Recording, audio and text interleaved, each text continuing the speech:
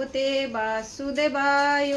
ओम नमो भगवते वासुदेवाय। ओम नमो भगवते वासुदेवाय।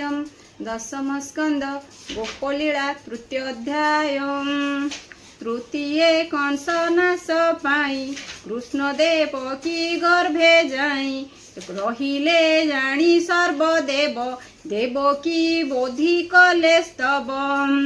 श्री शुक उवाच शुक बोलती शुण राय असुर कला महाभय दूत पेशिला चारि दिगे विश्वासे दानवंक संगे कंसर घेनी मित्रपण आसी मिलिले जण जण चारुर तृषावर्त वीर मुष्टिक अघा षण्डासुर दिविन्द नामेण व्यविनीर प्रलम्बा बका बसासुर।